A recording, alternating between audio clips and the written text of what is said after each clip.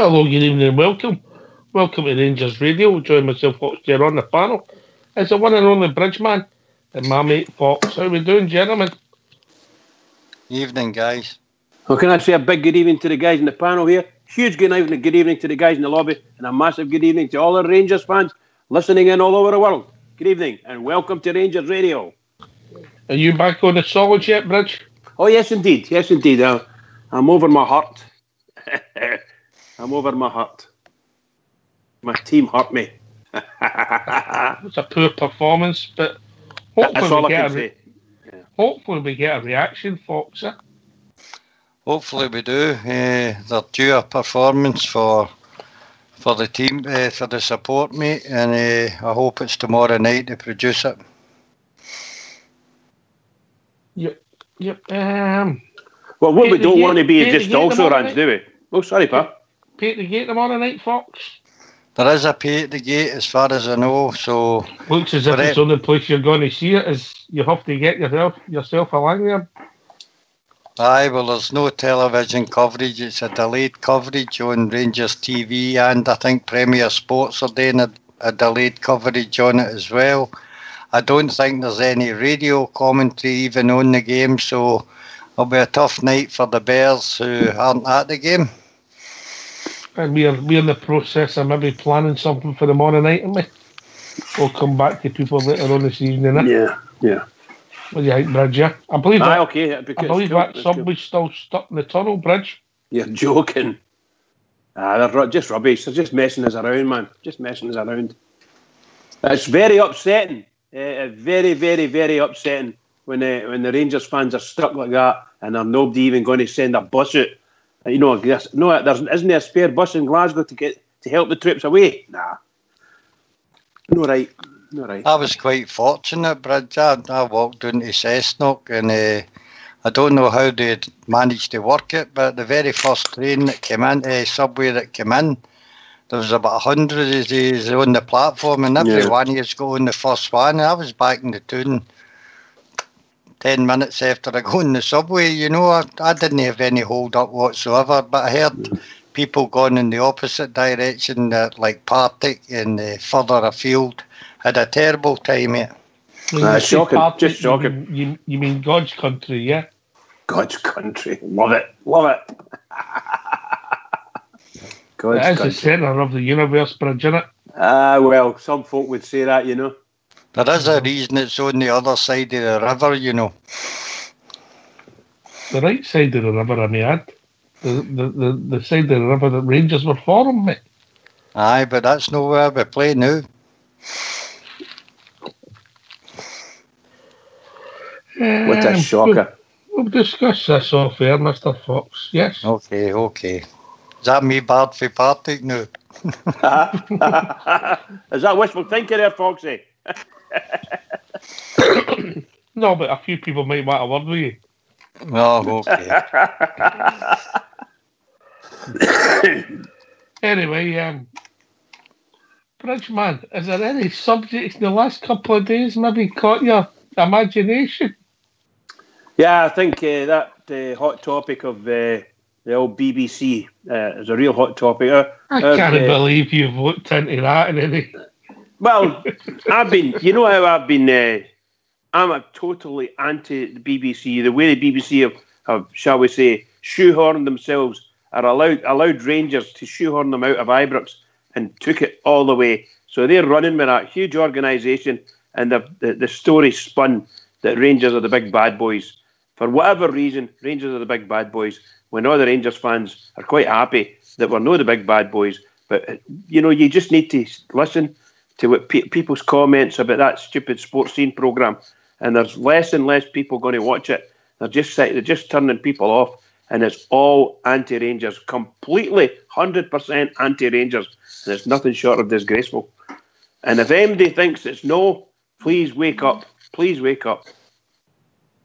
But I believe the BBC, our chief executive, managing director, came out with an interview with Rangers TV, and it was obviously the Rangers fans quite liked what he had to say, and it gave a wee insight into how Rangers are feeling about what's happening with the BBC. The BBC have come out and says, no, we're fair.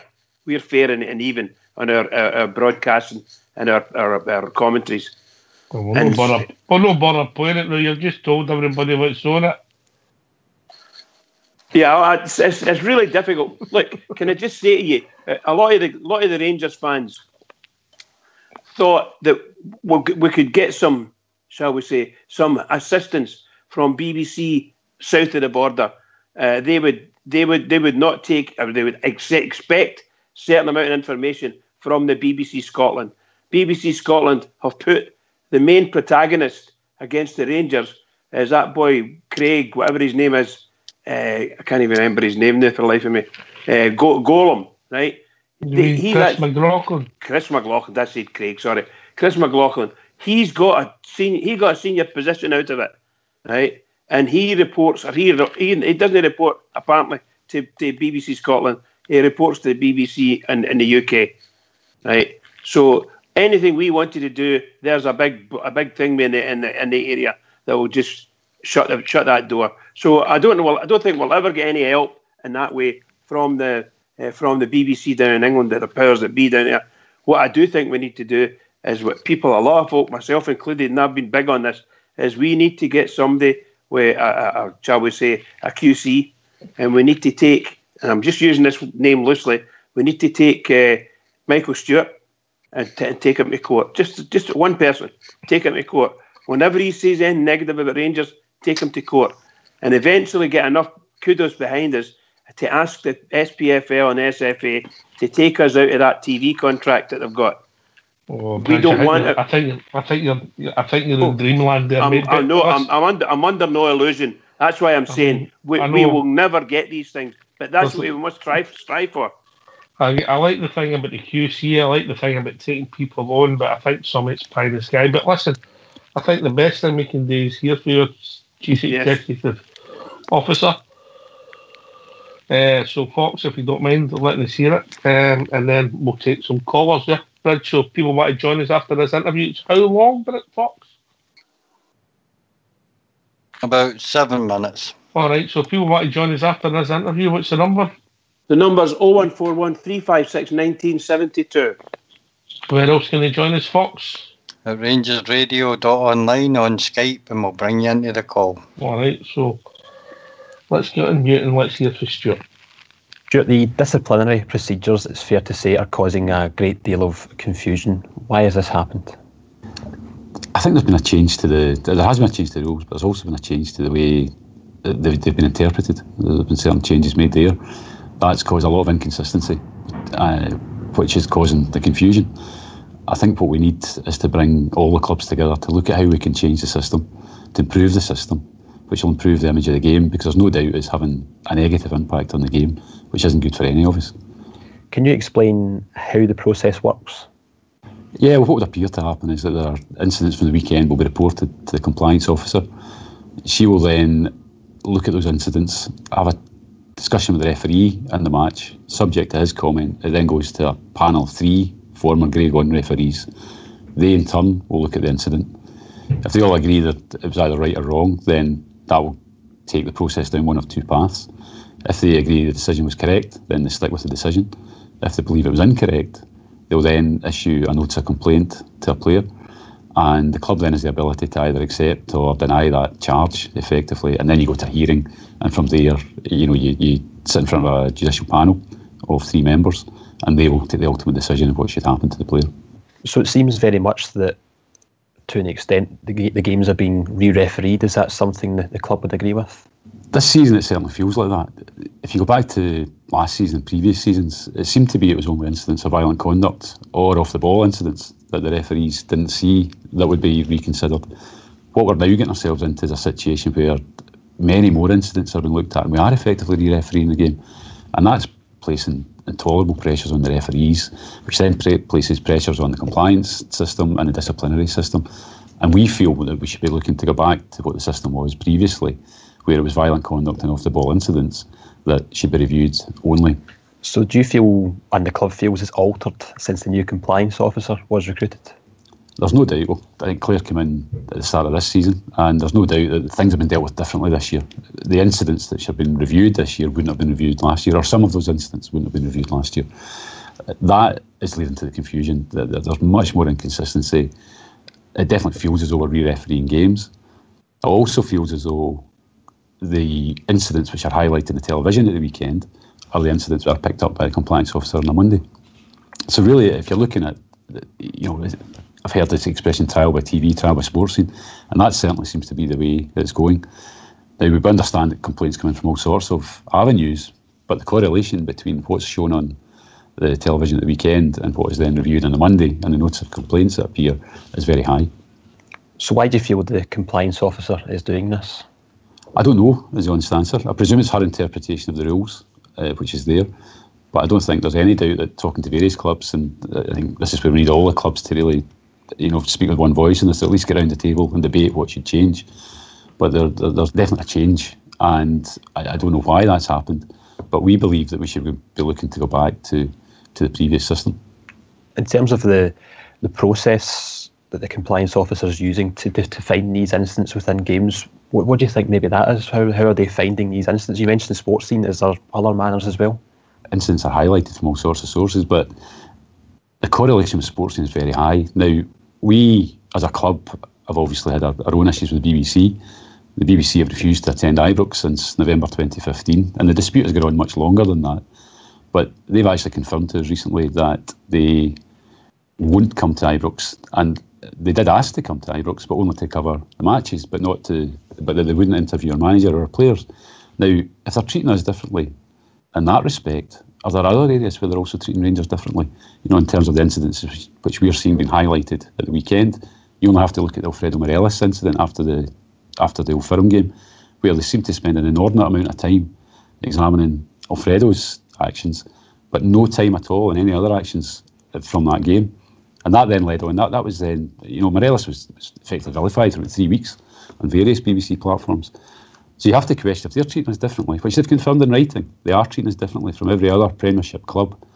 Where else are they treating us differently? Going back to the compliance officer, what would you like to see done that might end the uncertainty and the complaints? I think there's a couple of things we could do. I think we could go back to the interpretation of the rules that we had last season, where it was violent conduct and off-the-ball incidents, in essence, that were being re-reviewed. And that way you're not re-refereeing games. You're not going back to every incident and re-refereeing it and examining it in minute detail. You're not having television pundits effectively setting the agendas of what should be reviewed on a Monday morning. I also think that we need to look at VAR. It's a direction of travel in football is VAR, and we need to be looking seriously at that to give the referees all the assistance we can. I heard a stat the other day that it takes decisions from 93% accurate to 98%. So we're not going to get 100% accuracy there, but it's going to help. If we've got tools there and technology there that can help us, let's use it and let's take the pressure off the referees, which itself will allow them to referee the games better. You mentioned earlier the club have been in contact with the Scottish FA. Have you heard back from them yet? We've had informal contact from the SFA, but we wrote to them formally last week requesting that we have a detailed review of the disciplinary system. And I'm sure that they will be in touch formally with us. But from the informal discussions we've had, I know that there are a lot of other clubs have got similar views on how the system's working at the moment. You keep mentioning other clubs. Are you expecting other clubs to also join Rangers and push for change? Yeah, absolutely. Hibs already said something Friday. Leanne mentioned it in our press conference on Friday. Private conversations with other clubs. I know that this is an area of concern for other clubs, and it's not good for the game. So if we can get all the clubs together, and we won't all agree in the nth degree of detail on it, but if we can get the basic framework sorted out, then I think we'll be in a much better place. And you also mentioned BBC Scotland. Is there any sign of them returning to Ibrox? No, they've chosen not to attend. They choose not to come to the games. They choose not to interview our players. They choose not to interview our manager. So that's a discussion we're taking up separately with them. We've had numerous discussions with senior personnel in BBC Scotland. We're no further forward in reality. Every time we get into discussion with them, something happens. Last year, I think we're the only organisation I'm aware of, maybe stand corrected, has had 2 public apologies from the BBC in the last 12 months, from BBC Scotland in the last 12 months. We had the Alfredo Morelos incident I've already referred to. We had the Ryan Jack incident where a picture of Ryan Jack's decapitated head was used as an image for a discussion about ticketing. So we've had various incidents with the BBC, and it just doesn't seem to be getting any better with them. It's been going on for a long, long time, long before my time. And we've got a file that's 2 inches thick with correspondence with them. Something needs to change to improve that. We've got a lot of fans who only access the games through terrestrial television and radio, and it's discriminating against them that they can't get to hear Rangers coverage. And they've actually written to us and admitted that they're treating us differently from other clubs in the Premiership. And it's important, therefore, that the compliance officer isn't influenced unduly by sports scene, given that background. All we want is to be treated by the BBC in a fair, balanced and accurate way.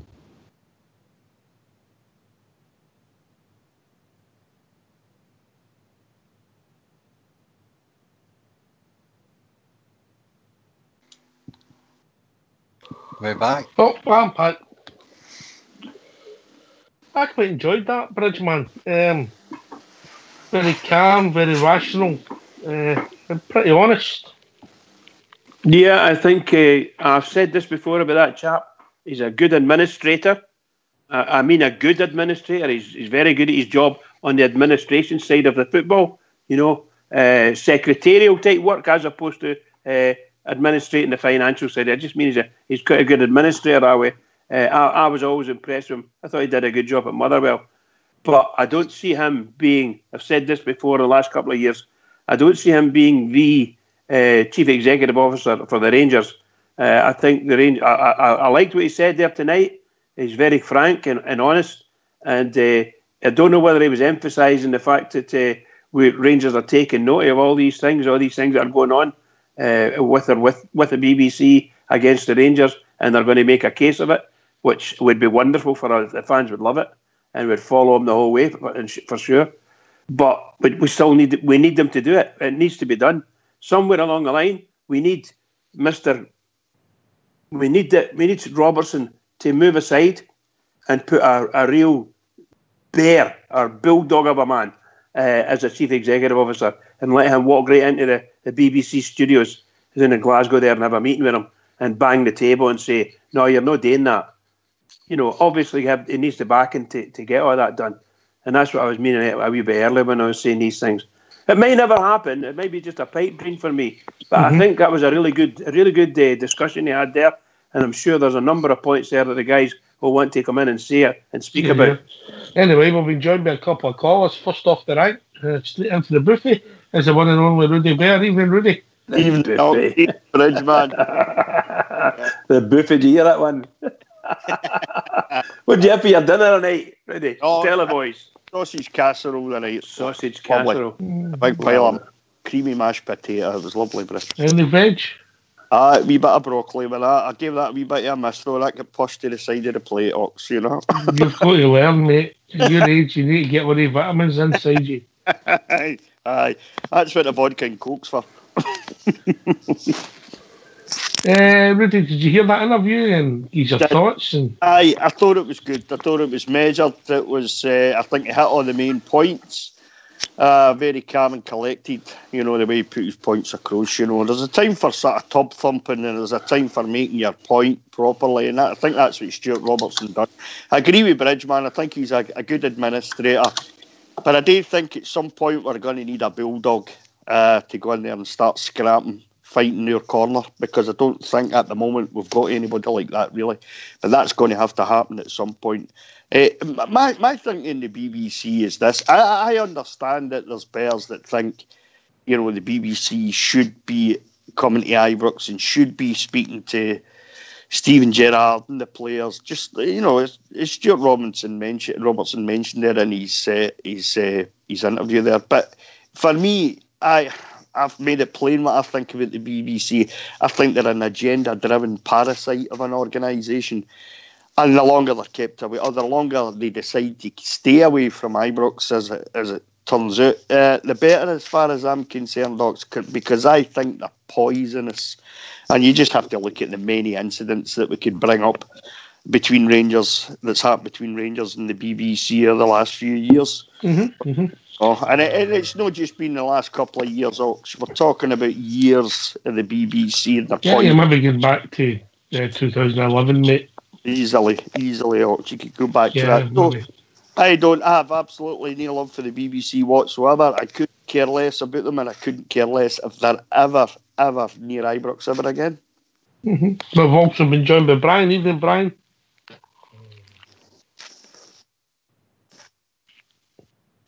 Oh, you get yourself off a mute.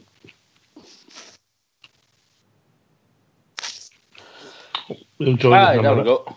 There we go, mate. How we doing? Aye. Well, I've not been on for a few nights because I actually started a new job. And Monday there, it's early o'clock in the morning to the afternoon. What's early o'clock? I'm out the house at 5 o'clock in the morning. Do you want a medal off of us? Me and Rudy have done a few years. We've done a jog and all that before then, haven't we, Rudy? Aye, I've had the trainers on, get the back shivered enough to work by 6. Aye, you don't get any sympathy here, mate. No sympathy. No, when you come for unemployed to then that, it's like... Well, good on you. That's good that you've got a job, mate. Good on you. Well done, Brian. Well done, mate. No, but what I was actually going to say is, I hadn't heard that interview until there, but I was in the garage paying for fuel for the van, and the Daily Rebel actually had Rangers on the front page about that, saying it was trial by Sportscene, no trial by TV. I think I'll go back to the Old Firm game because I'm not an avid sports scene fan or watcher. It's not something I've seen the goals, I've seen the highlights, I've seen the game. I'm at a game. So, but when you go back to the Old Firm game, the game was played, the aftermath of the game, and then slowly but surely the momentum grew against Morelos, who never done any. There was petulance in there. Would that be fair, Rudy? Absolutely. I mean, there was other incidents in that game that could have been flagged up. It was the McGregor handball, the Scott Brown tackle on Candace, which he's done repeatedly since then, especially in the last 3 games. And the images are still floating about. None of this stuff has ever been brought up in sports scene. You see, it was a bit of petulance by Alfredo.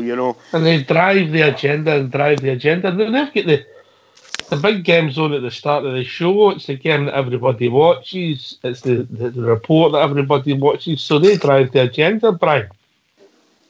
Aye. I sort of just think a drink there. You can't drink or eat when you come on here, mate. This is live radio. I didn't think you were going to talk to me there, though. I'm not talking to you again then, and you can eat and drink all you want. Rudy's our champion eater and drinker. He's up for 2 hours. No, I'll challenge him for that. Bridgeman. And that was the thing that it wasn't the only thing. I mean, we've had a lot of things and stories before that, the way they attacked one of our previous managers, but after the Old Firm game, it was pretty blatant, mate. Can I just say to you, the BBC are still talking about that game, and they're still talking about the Aberdeen when Morelos got sent off and the red card got rescinded. That is still a big thing for them. They'll not leave these things alone. They've got nothing to say about any other team, but they want to talk about Rangers. That's all they want to do. They want to talk about Rangers in a very negative way. Now, I watched the Sports Scene programme after the game, and during the game, nobody mentioned any of these tackles by Morelos, any of these incidents with Morelos. I listened to you listened to some comments after it. Nobody said anything. They all thought of the manager's interview. Both managers said it was a good game. Even the Celtic manager said good game. The best team won. Never mentioned any incidents. And it was only on BBC Sports Scene programme, the highlights programme, it was brought. And they pushed it and they pushed it and they pushed it. I just want to break away, Rudy. We'll not change the subject, but I'll just read this. I'll read this out to you. All right. Celtic won't pay compensation to Kilmarnock after their fans brought hundreds of seats. A Celtic spokesman said, although Celtic are a separate entity from their fans, Oh, you are joking. We condemn this sort of behaviour and we support Kilmarnock at this time, but they ain't getting a penny off us. Oh, you're kidding on. Oh, wow. Oh, dearie me, yeah. I am kidding on, Bridge. I'm kidding on. Oh, thank God for that. He's making a joke, Bridge. That's okay. That's okay. I'm happy now. By the way, I wouldn't be surprised if he did something like that. Separate entity from their fans. That sounds about right, doesn't it, Ox? I'll tell you, they would probably let them down as well. That's for sure. They don't have fans. Celtic don't have fans, Bridgeman. They have football fans, apparently. How do we solve this conundrum then, Rudy? Well, do you know what? I find it hard to get worked up as far as the BBC is concerned. Do you know, I've made it plain, obviously, there just 5 minutes ago, and numerous times on here when we've discussed the BBC Ox, what I think of them. But for me, is there a way of solving the problem? Well, I don't think there is, really, because I don't see any reason why Rangers should back down over this. I really don't. I mean, it's obvious for all you see. I very rarely watch sports scene. I think, if you're a bear and you're wanting news about the club and you want to see highlights, maybe a game that you might have missed, there's numerous platforms you can go to that is not the BBC for a start. So, I very rarely watch sports scene anymore. Haven't done for quite a long time now. I get my information that I want for numerous other platforms run by Bears, for Bears, and there's plenty of them out there, Ox. You don't need to go to the BBC for anything Rangers related nowadays. Is there a way of solving the problem with BBC Scotland? I don't think there is, to be honest with you. I don't think the club should back down. There's been numerous instances, we can name numerous instances early years that's hard. I mean, even just this season alone, you look at the editing, of the highlights package, and it's an absolute joke, they're editing. They leave out the stuff that they don't really want you to see, and they highlight the stuff that they'd much rather, proves, push their agenda. So, for me, the club either backs down all this and lets the BBC back in, or it doesn't back down and the BBC stay away. I know what I'd much rather prefer, Ox. All right, fair comment, mate. I mean, was it affected by Brandon? Were you with us, Fox? Was it affected your stadium? Has it affected the bums on seats? It's not affected the bums on seats, mate, but it has damaged the brand. I disagree with the guys. I don't know Stuart Robertson that well, mate, but he seems quite a dignified person. He's well thought of, I think, in Scottish football. I think he explained the situation and where Rangers stand on the situation very, very well. And I hope this is just the first opening shots across the bow of BBC Scotland. For me, they need to take it further now, take it down south, and go to the heads of you. They should arrange meetings with the head of BBC down in London and put their complaints to them and see if they can force BBC Scotland into treating us the same as every other club in Scotland. It's been a long-running saga. I can remember Dave King has also been in, seen them, and it's never been resolved.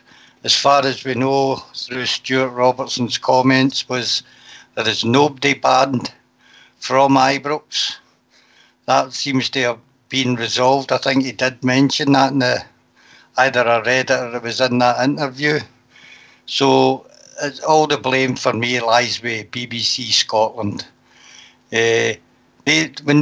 Before they produce Sports Scene, they'll have a general meeting in their premises about what they're going to talk on the night. The editing of the game will be done then, and the questions that the guy that leads the panel will ask the other guests on it. All the things that are pre-arranged, there's no surprises in them for the panel. They know exactly what their views are going to be to keep up with this constant attack on Rangers, which has been going on, according to Stuart, for me anyway, back as far as 2012, when they really tried to sink Rangers along with all the hypocrites and the rest of the people that run Scottish football, and it's never changed much. The Chris McLaughlin thing, I don't know if that was a shot in the foot for ourselves, mate. People might not agree with us, but if you attack somebody in the press which we didn't attack him. We just asked him not to use his press privileges to get into Ibrox. And I think the rest of the Scottish press have taken that on their back to say that nobody will dictate to them. And every one of them fell into line at the back. And every newspaper, every radio station are all guilty of having a go at Rangers since 2012. And as I say, they need to take it higher and escalate this. I don't know, as far as even MPs to take up their case, that in Scotland we are not being treated fairly. I don't know whether I should start that way. I'm a great believer in attack, right? I think a lot of the guys are. We need to find a way of attacking. Let's get, for instance, take one of them to court.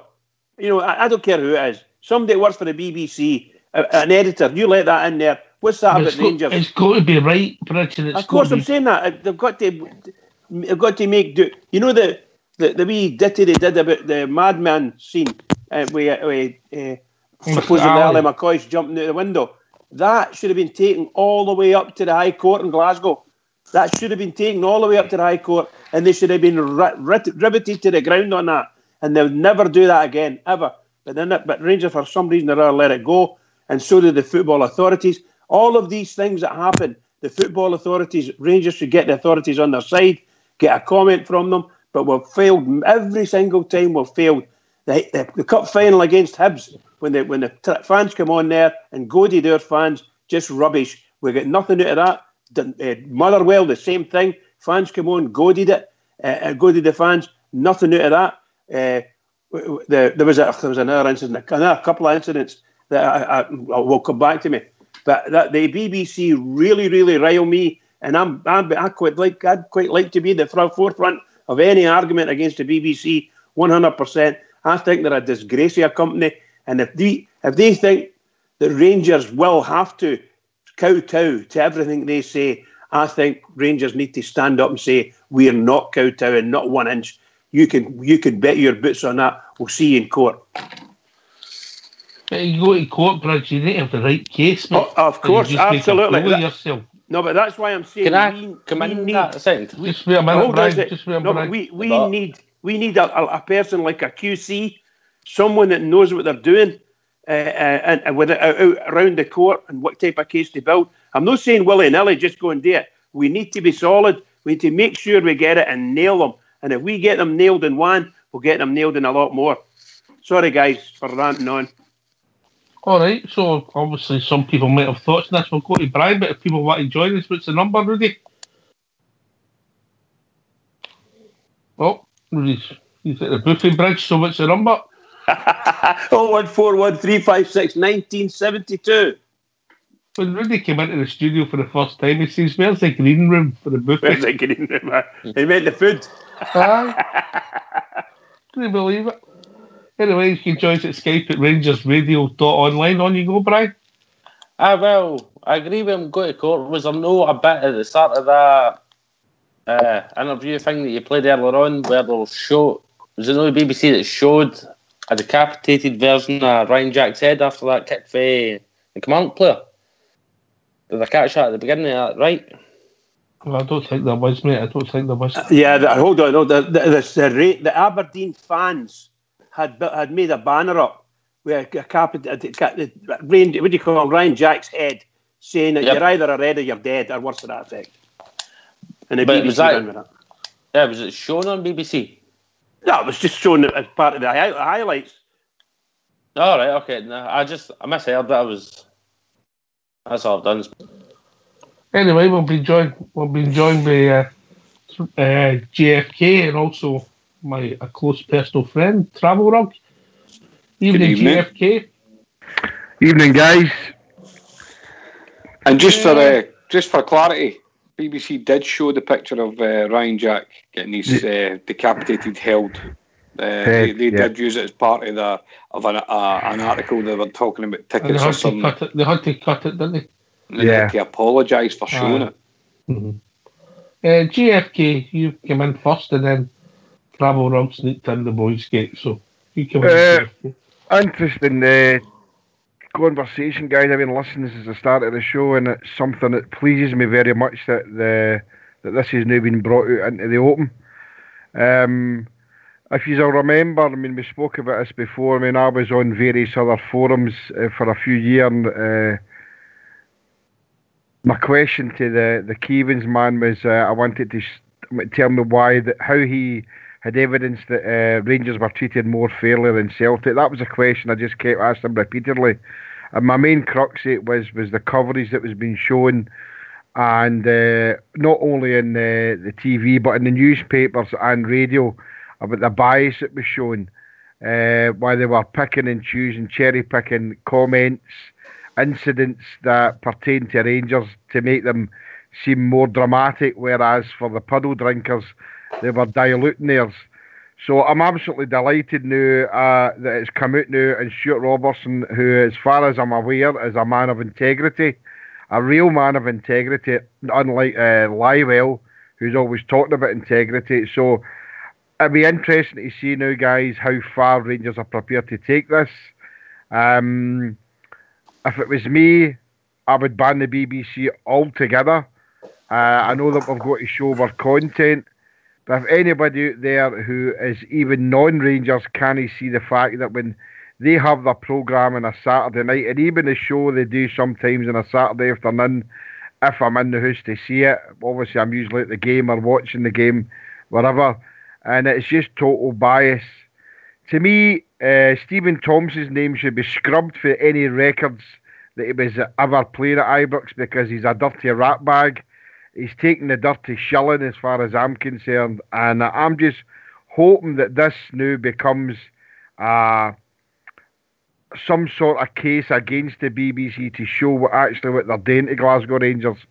And I'm pleased that Stuart Robertson has brought it to its head, because he stated a lot of facts there that we've all been talking about on here for months, Ox, yeah. Travel Rug. I don't know what you could take them to court for, or what you can do, what punishment you can I don't ask think for you them. can take. No, I think the court. I think the only thing that we can do is be successful, win the leagues,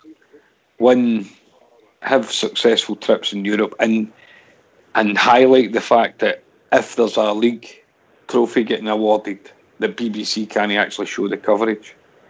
There's nothing legally that we can do. I mean, I remember BBC had a run-in with Sir Alex Ferguson for years, and he refused to speak to them.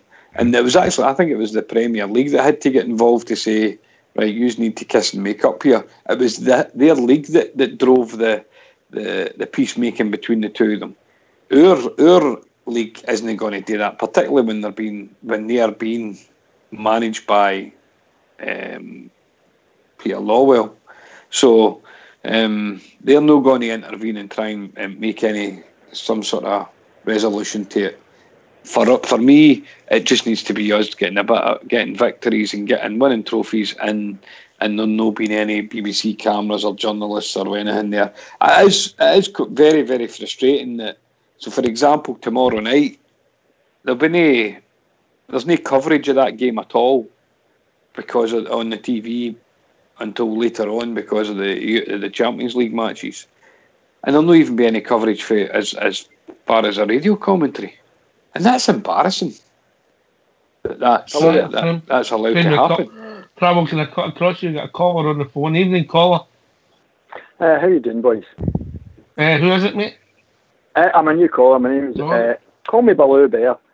Baloo Bear, I like that one. Big Baloo. Are you at JFK? You the king of the swingers? I might have tried to claim that a few years ago, but no. I'm in my 60s, boys. I'm just like one of yourselves. You're a young boy on here, mate. That's one thing you don't get out your age, is it? So I work up in Drumshanbo, and I work with Kenny for the drum. I know he's a listener as well. I listen quite often myself, and I'm quite interested about the conversation tonight. All right, mate. What's your thoughts then, Baloo? About the BBC. I've, for a long time, like yourselves, like many of the boys there, I'm not a big fan of the BBC. And it's for all the reasons that have been highlighted there. And I agree with the approach of saying that, you've got to be hard on them. But what I think we should maybe think about trying to do is get somebody with the knowledge and look at their rights as a broadcaster. They're supposed to be independent, and they're not showing, they're not demonstrating that with their behaviour. They're singling us out for special behaviour. Now, this is a publicly funded business, and they must have duties as a publicly funded business to demonstrate impartiality, and they've already admitted that they don't demonstrate impartiality. Now, there's other things that have sprung to mind when I've been sitting thinking about this is, the highlights package. They bid for the highlights package, and they show the games whenever and however they please. And again, they're not demonstrating that fairly. Is there anything in their contract? Have they negated their contract with their behaviour against the Rangers? Because it's clearly, it's there. It's there for everybody to see. They've stated it themselves, and you could go back and just pick out things, as you said, to carry on with the Rickson situation. Sorry, it wasn't Rickson, it was Ryan Jack. And I don't think it was on the TV programme. I think it was on the website. It was on the website, so it wasn't on the... But that's the thing. That's the way I think we should approach it. I for a long, long time now, I've not had a TV licence, but I don't have kids and I don't have a wife about the house moaning about not watching the telly. So I do most of my stuff on the computer, and I will not pay for a TV licence because it funds them. And I'm a fortunate position that I can do that. A lot of people have families that probably want to watch TV, and then you'd be putting yourself in a situation. But I would... You can always get a new family, mate. You know what I mean? Well, I'm wanting that, no. but really, I think we should be looking at saying, okay, we're funding you, and you're not doing your job as a publicly funded body, and I think that's how we should approach them. And there may be some way of legally withholding your licence fee because of some sort of aspect of that, I would hope. But I don't have the knowledge or even the understanding to enter it that way and start looking at it. But I'm hoping somebody that's listening, or somebody that has contacts that's listening, can say, let's have a look at this. It'd be a case of getting the charter, getting the contract between the league and the clubs. The BBC. And the BBC, and obviously you need to study their charter, but their charter would say they have to have took your time to do that. But Baloo, don't you phone in, you talk too much sense, is that right, JFK? Hi, well, it comes from my neck of the woods. How you doing, Baloo? I'm not too bad. How do you know that? I'm doing near Dumbarton. Oh, I'm for Peterson Park, mate. All right. Well, I'm up not far from Dumbarton and Helensburgh, so around about that area. So whereabouts are you in, Baloo? In between Dumbarton and Helensburgh, Cardress. Cardress, right? Okay. Cardress. What Baloo said there is 100%, but just be careful. But don't be just jumping in and saying about don't pay your TV licence. There's an organisation called TV Licence Resistance. Go to you get it on the Facebook, mate. I'm a member, so just no advocating or telling you don't pay your licence. Do whatever you feel you should do. But what you're saying is absolutely right. But what I think that I don't want to keep harping back to what I'd say to the ugly person at Radio Snide. But I asked a question before, and you guys would maybe be able to substantiate what I'm saying. If you go back the last 3 or 4 years, maybe even longer than that, if you remember when BBC had the coverage of the Scottish Cup and the League Cup, can anybody on here tell me how many times they showed a Rangers game live for Ibrox? The only time I can remember they showed a game live with Rangers in it if they were playing the Puddle Drinkers or the Sheep, but it was at their middens. Because they didn't want to come to Ibrox to cover anything. They didn't want to promote Rangers. But Rangers were willing for them to come into the stadium, but they didn't want that. And that's been like that for many, many years now. And the Chris McLaughlin thing is an odious man. But guys, I've got a wee sneaky feeling. You remember I said this to you a couple of months ago, that BBC Scotland starts next Sunday. This news channel in Scotland, and McLaughlin is the new head of the sports department. Is no longer going to be in the BBC Scotland main place. He's in this new channel, and he's the head of sports, guys.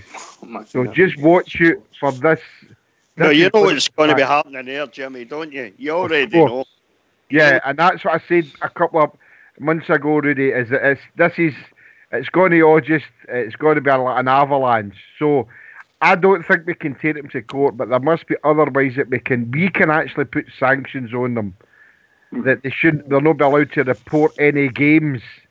Surely, no, they don't hold anything. It's difficult, mate. It's really difficult because remember, there's 2 teams on the park, mate.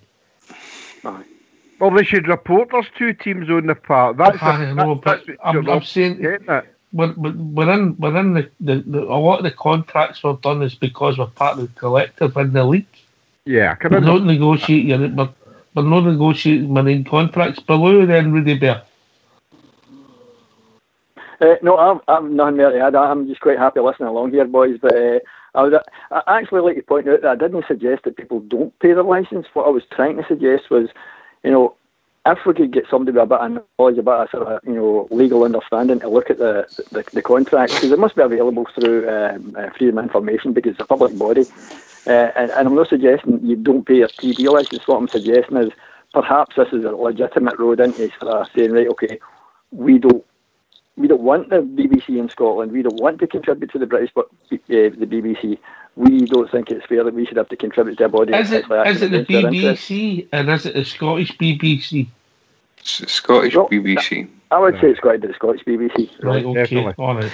So, okay, Rudy then travel up to come in, mate, sitting there peacefully.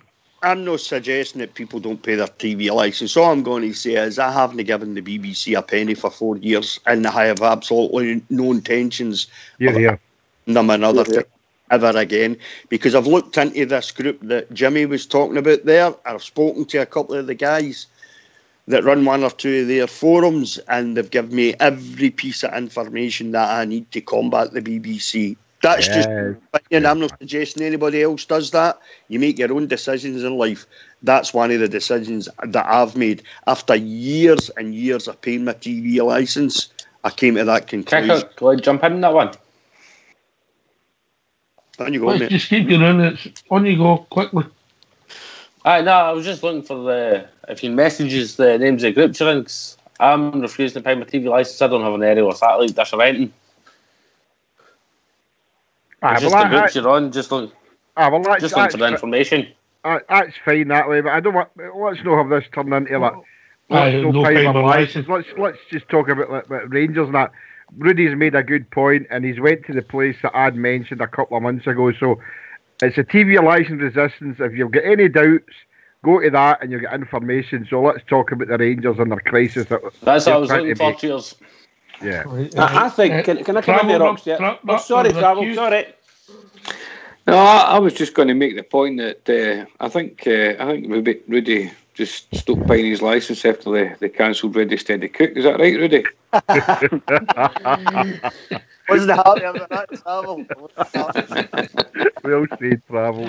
No, I just one other point. I never seen. I tell you what, Rudy, I'd take off a lot of people. I wouldn't take off him.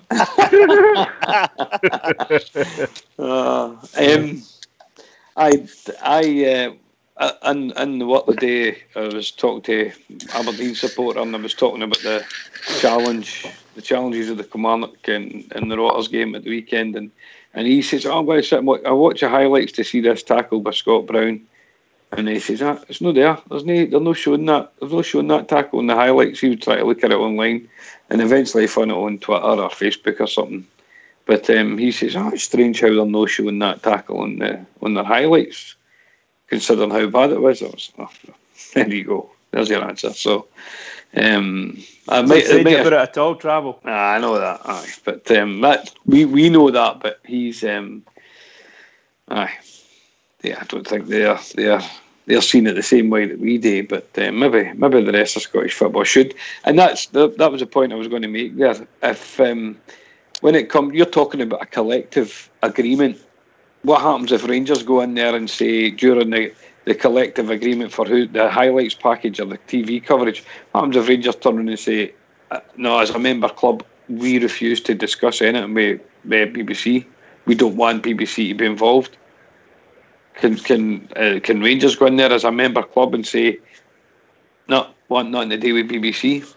And then I would imagine no. You'd maybe push, but you would need a majority of the people to come with you in that journey, wouldn't you?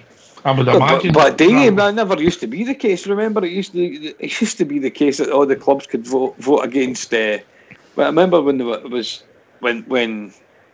Rangers and Celtic were at the top of the tree, and all the TV contracts were all carved up so that we got more money. The voting rights was something like it was 11 against 1, and it was and that was why the other clubs kicked up such a fuss, because it needed the two Glasgow clubs to vote against something or it got put through, and it was basically a carve up so that Rangers and Celtic got most of the TV money. I don't know if that's now been changed since Lawwell got in power, and he's probably got it carved up that he's got the voting rights. You might be right, and you come, Bridgeman. I was just going to say that, when it comes to these things, that the contract we've got with the BBC, that's the BBC involved with the highlights package. My contention is that Rangers, through Mr. Robertson and his role in the SFA, should be asking the question at the SFA meetings that if there isn't, why are the BBC allowed to say we will not send anybody to Ibrox? Why are they allowed to say that? It's the contract. The contract is two ways, as both sides have got to sign it. And if they are allowed to make a decision on their own, not to send anyone, then the clubs have got every right to say they don't want the BBC anywhere near them, and then make up what they don't want to say. I don't want to see. Where are you basing that on, Bridge? Well, at the present moment, the BBC have made the decision 4 years ago, nearly, or in the fourth year now, not to send anyone to Ibrox for whatever reason, right? So if they're entitled to do that, and none of the authorities have turned around and says you can't do that, BBC, you know what I mean? Hello. So if that's okay, then if the BBC can make that choice themselves, then the club should be able to do the same thing against the BBC. That's what I'm saying. Don't allow them in. Ban them completely, every single one of them. No conversations about Rangers matches. No writing about Rangers matches. No nothing. Leave Rangers alone. You're here, Bridgeman. Well said. A difficult thing to do. We've been joined by, I think we've been joined by Blue Star. How are we doing, Blue Star? Hi, Ox. Hi, guys.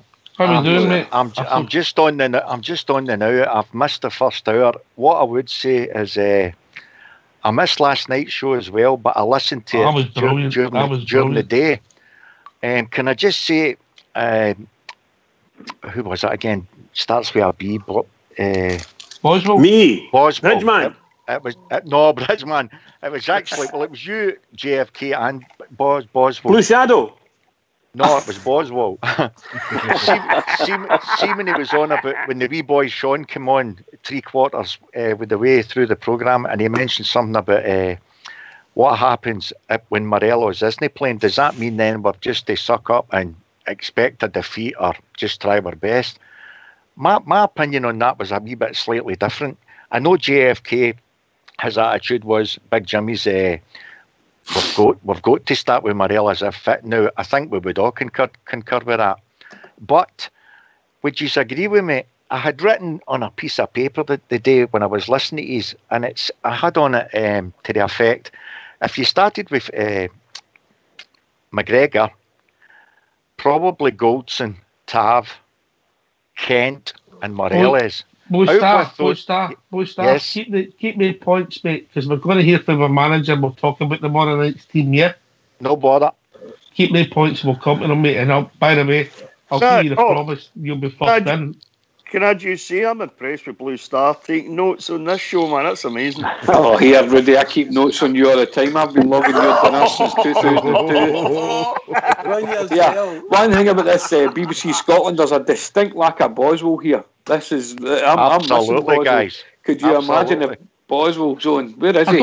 I don't know how much Boswell will have for the BBC Scotland. Obviously, it's not his first point of maybe news. Depending what. I bet he just hates the BBC, doesn't he? That's all. That's what I mean. He'll be in a minute, that's for sure. You know, if you've not got Sky, you'll not get BBC Scotland where Boswell lives. No, I understand that, but I know he just doesn't like them. So, He'll be sitting brewing himself up and now ready to get launched, but never mind. He's most like his blood pressure's popped and he's not able to come on. He's in the lobby then now. He's in the lobby. He's for the BBC, that's for sure.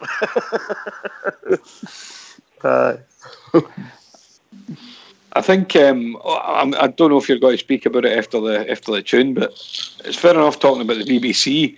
But the referees are giving the BBC plenty to chase us on, and maybe that's a bigger problem as the standard of refereeing in the country. And I had actually hoped that some of the coverage that they've been getting on the BBC would improve standards, but actually I think it's getting worse after the weekend.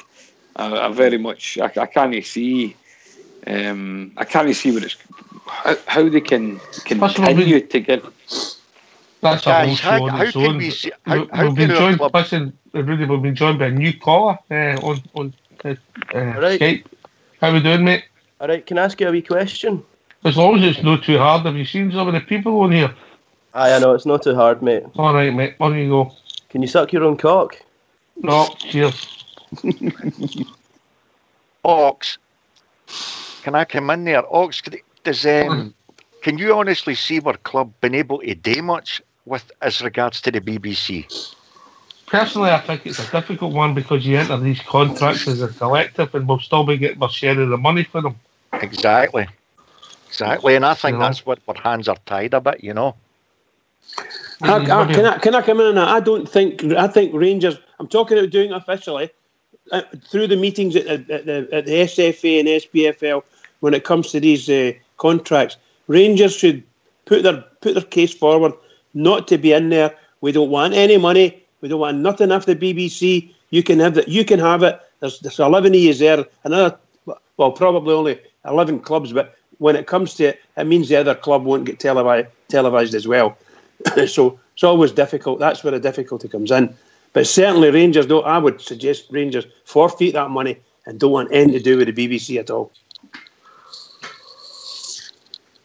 I would agree, Bridgeman. I just think contractually wise, it's very difficult. You know what it's like with these things. It would be very. I'm not stupid, and I know that our managing director is I think he's on the SFA committee, so he sits at the table at the SFA meetings, and I'm sure he should be.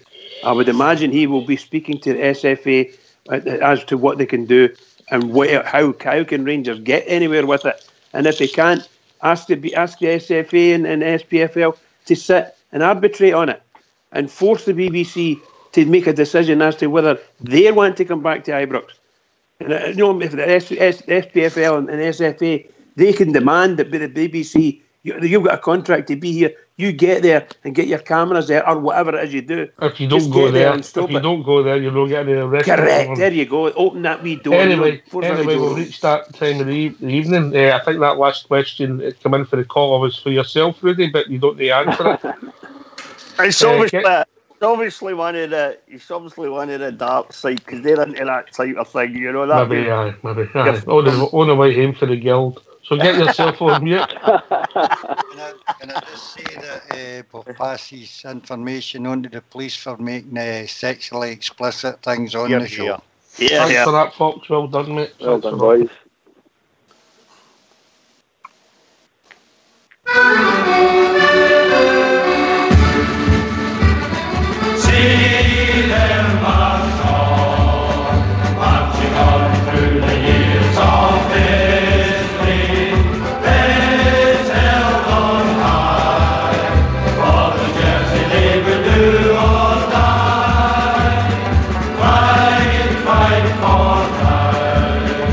Play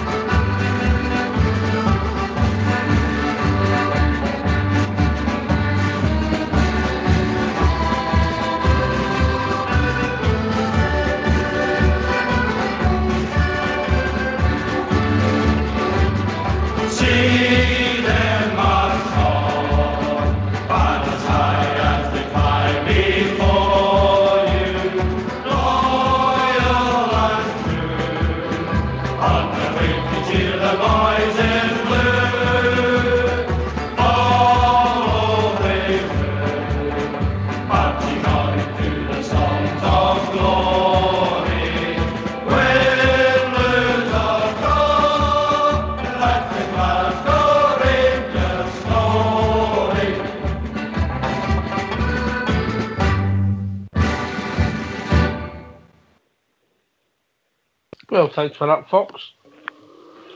Well back, gentlemen. Yep. Okay, well, I'm gonna let Bo Stark come in, because then we'll get an interview for Stephen Gerrard and Andy Halliday, which lasts about 14 minutes. So, Bo Stark, come in with your thoughts. Right, Ox. If we were all starting what we reckon would be our best 11, or more to the point, what we think Stevie G's best 11 would be, certainly it would be McGregor, Tav, Goldson, Moreles and Kent. Now that's the 5 I think are automatics. Then you have a midfielder, maybe Jack.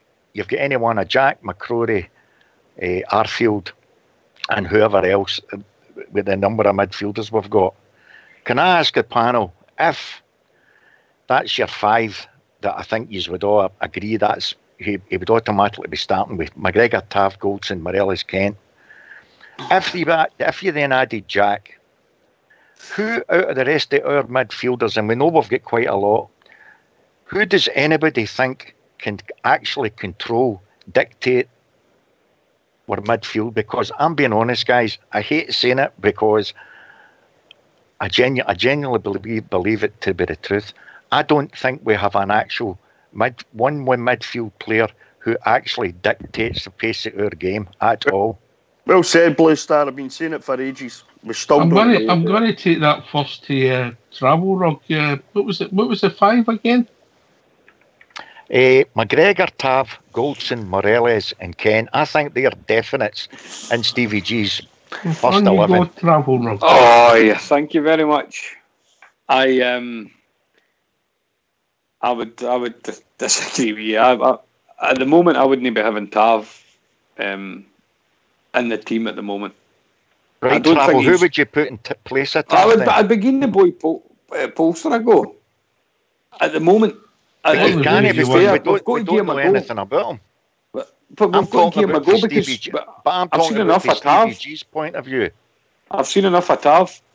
I know that, and scunnered with it. I get your point, but Stevie G obviously made him captain, and he obviously is going to pick him. Did they make him captain because he never really had anybody else? That's the way I see that one. But to take your point on, you're talking about somebody that can dictate the pace of the game. I think we need to keep trying with the young boy McCrory. I think we need to keep him in the team, and we need to keep building his experience, because I think he is a smashing player. He didn't look ready on Saturday. He didn't look ready for that type of game. There's 10 players. There was 9 other players. I know, but I'm not saying that he was the worst. But what I'm saying is he didn't look ready for that type of game. Ox, for half a dozen games before it, he was arguably our best midfielder for the past half a dozen games. I wouldn't argue with that, but think of the type of games they were, mate. Please be patient with him. He's a young player. Hopefully he can build that level of consistency. But he, for me, has been our most impressive midfielder. But I also think that Scott Arfield, a lot of people, he's been getting a lot of criticism, but you really, really miss him when he's not there. And I think we need to give Arfield a bit of Sometimes you miss him when he is there. Anyway, we'll go to Baloo and get his thoughts, and then we'll go to the interview with Stevie G, if that's all right with you, Bridge. Hi, Baloo here. I'm not sure. I would agree with Arfield. I like Arfield in there. Again, he's been flying at the sea. He's had some sort of pretty poor performances, but maybe that's the changes around about him all the time. There's quite a lot of changes, whether it's been injury or suspension or things like that, you know. But guys, can you honestly look at Arfield and say to yourself, in all truthfulness, even the games that we've won, do you genuinely think Arfield's anywhere near enough? I'll tell you right now, no, he hasn't, because he... Well, I agree with you. I don't think he is either. But I think, for some reason, we seem to be lining up too many, in my opinion, defensive midfielders. And exactly. I think he needs a wee bit of support to be able to run forward, to make the moves forward and the rest of it, and he's not really getting that. I don't think we're too deep too often. They're playing it across the back too often. Quick point. Can I say another thing? I'd like to also point out centre halves. I would Catitude them my first pick every time. I think Goldson's cost us too many. You watch some of the goals that we've lost in big games, and it's my opinion that Goldson was, sleeping for a bit for him. You know, the Aberdeen game in the semi-final. I don't know. Go and watch it again tonight, and you'll see what I mean. I just think he's good in some aspects, but he's far too often falling asleep. Let's the ball go, he said, was it? I just don't get it. Well, the reason I was asking that, Stevie G then turned round to the press after that shambles on Saturday, and his exact words were that there were players injured. He had to start with who he started with, and he was hoping to bring in Arfield, who would make a difference. Now, I'm telling you the truth, guys. Arfield in the last 3 games was absolutely woeful. There's no other words for it. No. Well, the only thing you could think he was carrying a knock, mate. That's why he wasn't anywhere near the team. And playoffs, but at the same time, and he keeps telling us, he's been telling us for the start of the season, he had 2 players for every position. Well, in all honesty, we've seen on Saturday, that's 6 games that we had the chance to really put pressure, or else stay at the top. 3 times we failed that, and 3 times we've even failed to put pressure on them. Now, the last team to do anything like that was the Sheep. If you remember, under the chance that they had 6 times they had to go in front of Celtic. What did they do? They failed every time, and we were slagging them, saying they'd bottled it. Well, guys, we can't look at it any other way now. We've bottled it. Now, whether it's a psychological problem or what, we don't know, none of us know. But we do know one thing. We don't have 2 players for every position, because that's just utter rubbish. They're not good enough. Anyway, hold that thought, Blue Star, and we'll hear from the manager and see what he's got to say concerning tomorrow night's lineup. If you don't mind getting yourself on mute, lads. In terms of anyone back from Saturday? Alfredo's obviously available. Scotty Arfield will train this morning, so we're hoping that he'll come through and be available for us. Ryan Jack's still a big doubt, but he'll do some work today. He won't do the full session, but he'll do some work, and then we'll assess him after that. Given it's obviously a big cup day, would you risk Ryan if he's not 100% ready? You feel you've got the options if he's not? I think I'd play Ryan Jack if he wasn't 100%, but I wouldn't risk him in terms of his body and creating further damage where he's going to miss or have a longer period of time out of the game. I definitely wouldn't do that. But if Jacko says to me, look, I'm not perfect, but I'm prepared to pull through and have a go, he's certainly one that I'd probably go with, because he's a winner, he's a fighter, and he's certainly someone who I trust out there. So we'll see how he goes today. Is Alfredo champing at a bit after sitting on the bench for a couple of weeks? Yeah, on the evidence of yesterday's session, yes, he looked very sharp. He doesn't like missing football matches, he doesn't like missing training, so I'm sure he is. And it is a nice boost for everyone to have him back, because, you know, obviously the weekend's performance, certainly in the final third, we didn't show enough. Do you feel that the players, and do you feel you've missed any of the last 2 games? I think you always miss Alfredo Morelos. I think the form he's in, you know, he's obviously the leading scorer. He's in incredible form. Obviously, we've had situations with suspensions throughout the season, which are not helpful to him, to us, or to the club. So it's important we get him on the pitch as much as we can, because he's a hell of a threat, and he certainly makes us a lot stronger. You're obviously very honest about your performance at the weekend. What have you seen from the players since then? I think they were very frustrated in the dressing room. They were very down.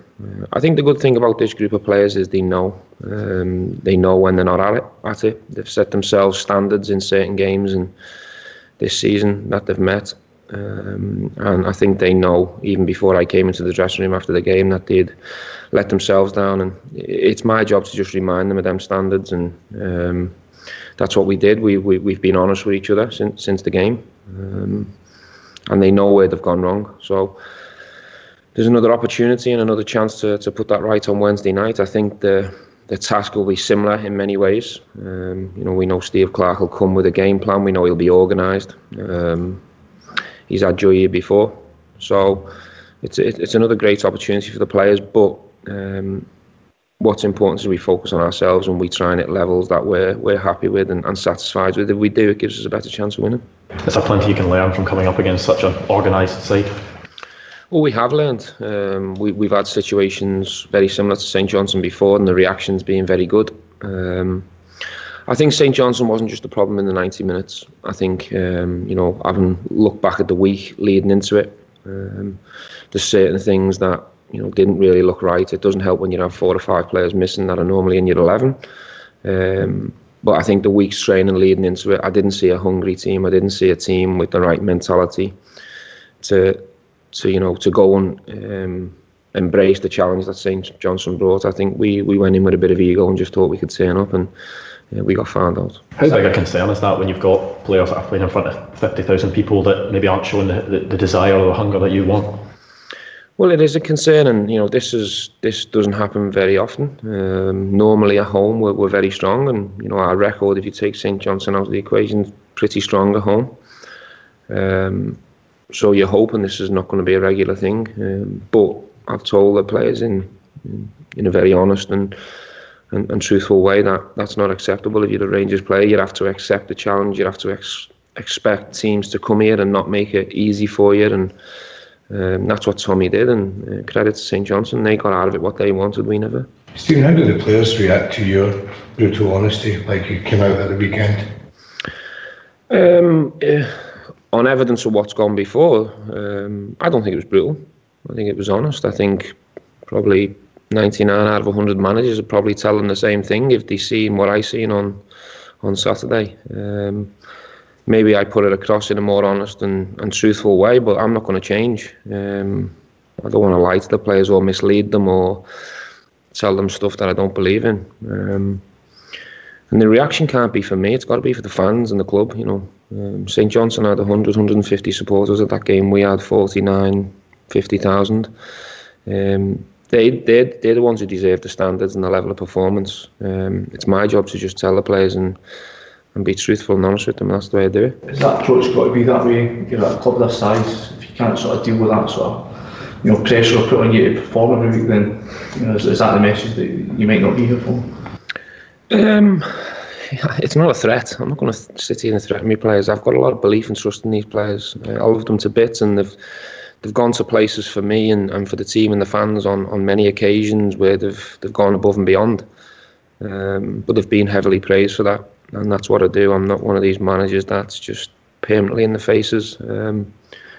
But there has got to be times when you tell players certain things and you give them the evidence, and sometimes it hurts players in the short term, but you're hoping in the long term it benefits them first and foremost, and then it benefits the team. And I suppose that's what management's about. That's how I liked it, and that's what I benefited from. So that's what I believe in. Do you expect a reaction then tomorrow night in terms of seeing that commitment, that enthusiasm that perhaps was missing in the Saturday? It's not so much a reaction. I expect a level of performance at home.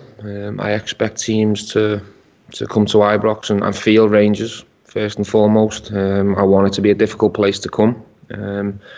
So it's more going back to what we tried to put in place at the beginning in terms of standards and how we need to play and how it needs to look as a Rangers player and a Rangers team when opposition come to Ibrox. At the weekend, I didn't see a proper Rangers team with the right mentality, and I didn't see individuals really going above and beyond for the right result. That was the concern for me.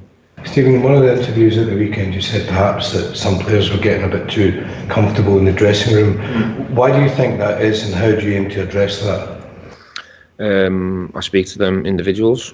I tell them, and if I see anyone getting comfortable or think they can just walk into the team and stay in the team, I'll remove them. How does that develop within a player then? I just think sometimes you can just start going to cruise control and you get a bit complacent. These players are human beings. I've done it myself. I've had dips in form. I've had times when I've probably gone in a bit complacent myself. I think it's only normal. It's my job to maybe spot it before it happens and we get performances like St Johnstone and But I think in the main we've got a fantastic group of players here, players who are desperate for success.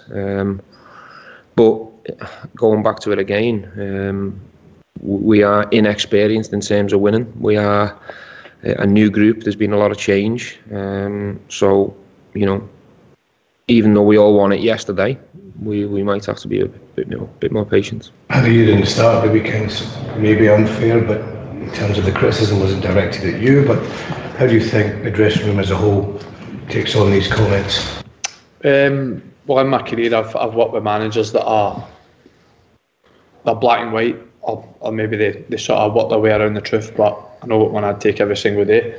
You work under certain managers that they sort of tutor around the truth that it turns out to be a lie. So I'd take black and white truth all day. The gaffer's been fair with the players all season, certainly with me. I know where I've stood from day one. I think we spoke about that on previous occasions. But in terms of reactions, I thought we got a big reaction in training yesterday, which is the start we certainly need. But actions speak louder than words. So we want to see that big reaction tomorrow. If I can say there've been a few rockets this season, is it time running out now to start reacting to that? Yeah, I think we've bounced back from adversity really well this year. Throughout the season, when we have had a poor result, we've went on a run. But we can't have too many more adversities because it's going to slip away fast. Given the Celtic's advantage at the top of the table now, does tomorrow night's game have a bit more pressure riding on it? Just in terms of maybe your last chance of claiming a trophy if Celtic win? Well, in my mind, it's the biggest game of the season so far.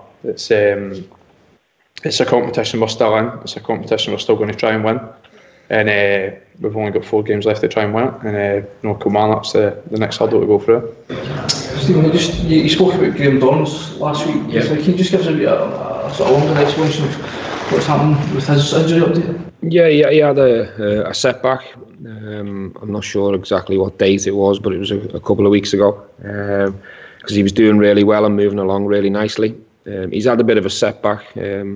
We're hoping it's not a big setback, so he's back out with the physios working, and again he's just had to reset, and he'll go through a process now to try and build up to training with the team. But in terms of when he'll be back and stuff, it's very difficult to give a date or a time, because it has been a frustrating injury for Graham and for us, because we've been desperate to get him back involved. And you can see in the work that Graham's put in the gym with the medical department, and he's done everything he can to try and get around the team, even though he hasn't been fit. So the player's desperate to get back. We're desperate to have him back. So it's been a bit of a frustrating one for everyone. But fingers crossed this time he can push on now, and hopefully within weeks he can be back with the team. It's one of these ones that you need to really be careful to get it fixed properly. Last time I think it was said that he might have been rushed back earlier in the season, and he came back a bit quicker than he might have.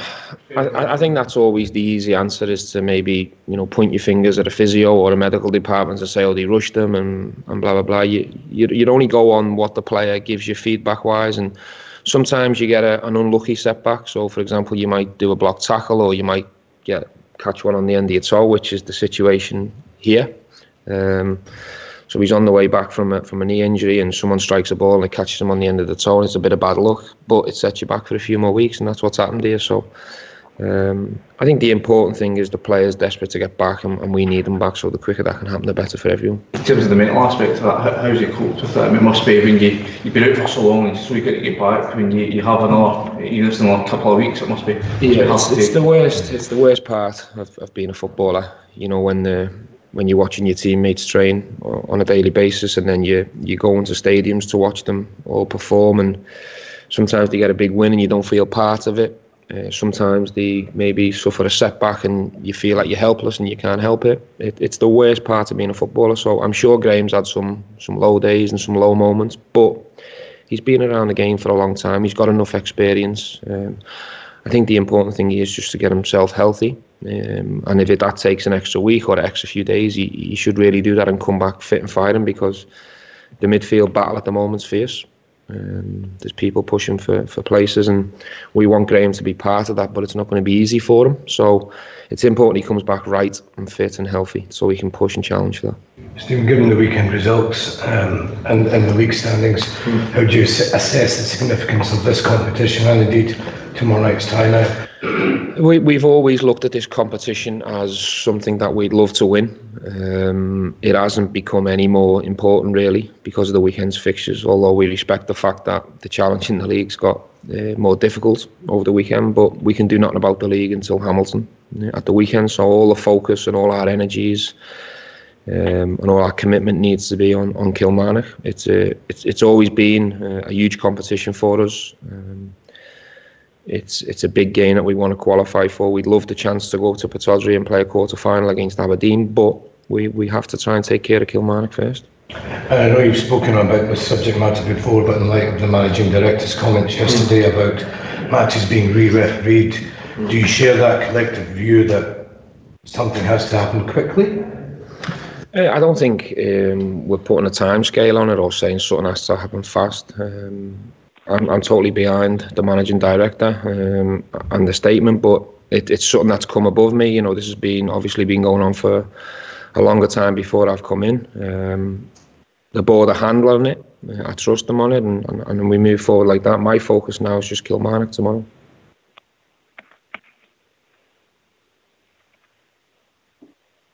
All right, thanks for that, Fox. Are we all back, gentlemen? Yep. Well, I don't know if there was too many clues in there. We'll go to Blue, and then we'll go to Blue Star, and then we'll go to Bridge. She'll be sitting there chatting in a bit. On you go, Blue the best. That's not fair. This is my first call. We might hear from you, mate. That's how we're fair to as we read more, everybody. I understand. Thoughts on what he was saying. Aye, you expect him to sound. Did he sound angry for you? Browned off for the weekend? I thought he did, mate.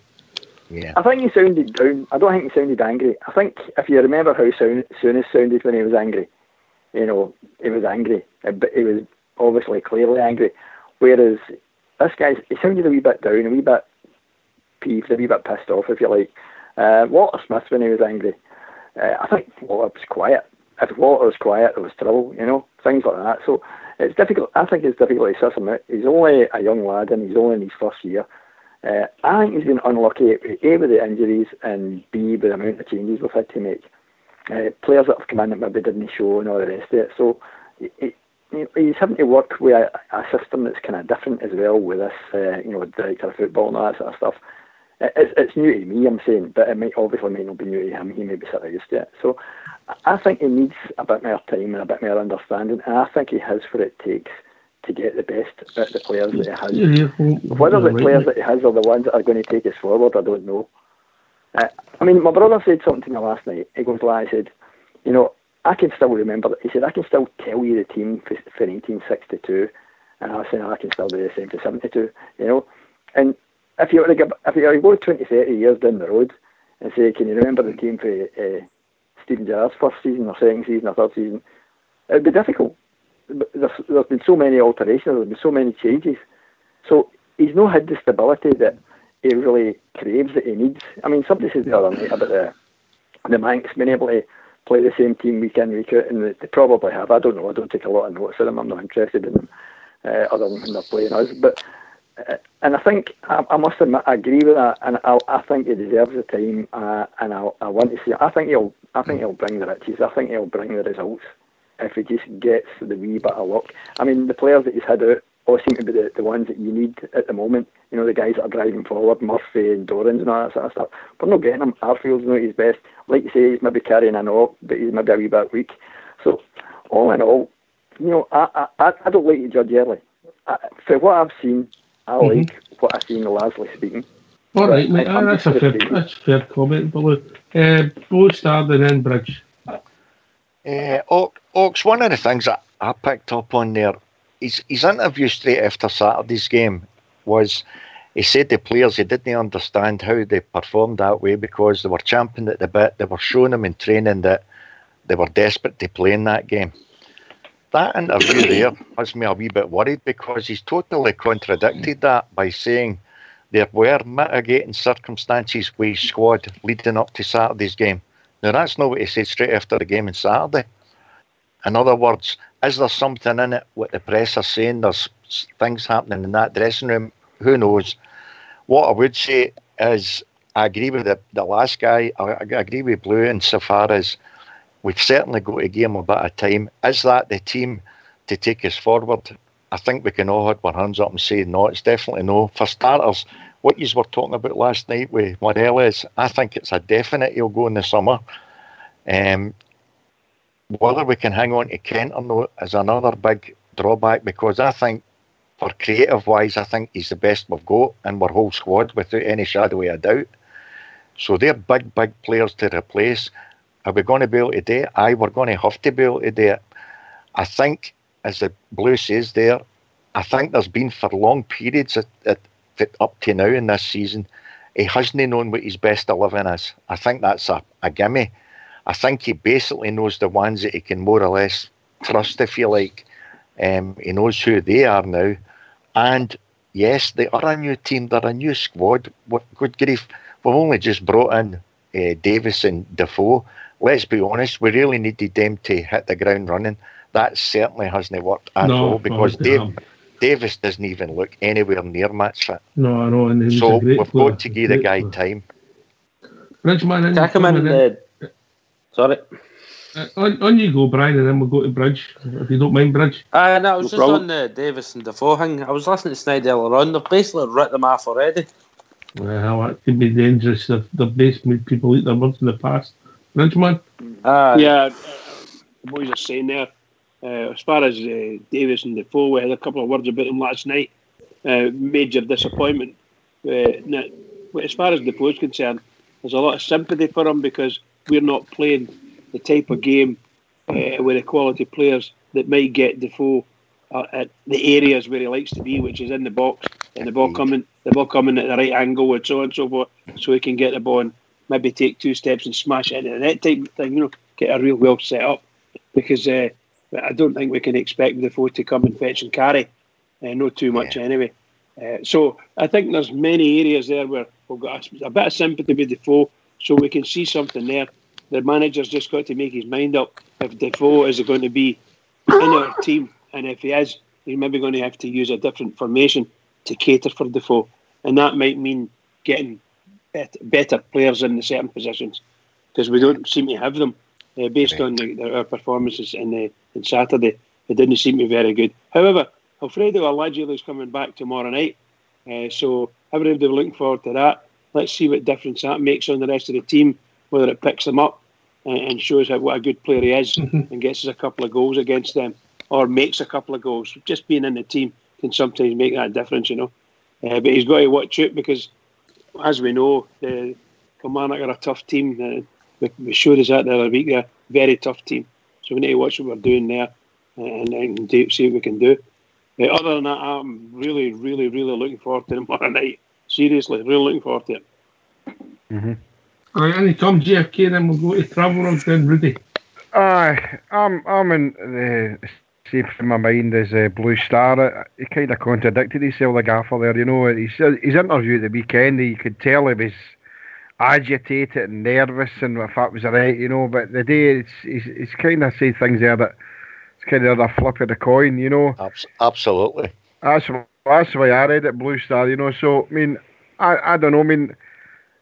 I do think there's something brewing at Ibrox, and I hope I'm wrong, but I just think that there's something underlying there, Can I give my team for tomorrow? My team tomorrow would be Fodringham, Polster, Worrell, Katic and Halliday, and any three for 4 in the middle, would depend on what Jack's there. So any 3 for the 4 are Jack, Koulibaly, Kamara and McCrory. I'm up 3 front would be obviously Alfredo with Candyman on the right and Kent on the left. So I think he's got to change it whole. So I'd give Andy Halliday a game at left back tomorrow, and I'd play Katic with Worrell, and I'd drop Tavernier and put Polster in there.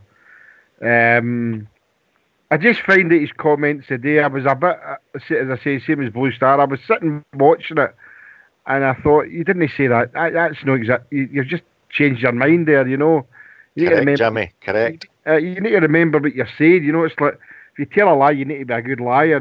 So to remember what you said. So no, I've got confidence in him. I said that last night. You know, all this hoo-ha about you know, people saying in certain quarters, you know, that he's not up for the job and all that. I want to see him still there next season. Got to give him at the end of next season at the very least for me to see what he brings in. But the Defoe Davis thing certainly no worked, and the other people who write them off, they so at their peril. But I just wish that at least Davis would get his act together, because we all know what a class player he is. Is he playing tomorrow night for you, Jimmy Arcade Davis? No. My middle three out of the four would be McCrory, Kamara, Koulibaly and Jack. So pick any three for that four, depending if Jack's fit. All right, fair enough. Rudy, and then travel.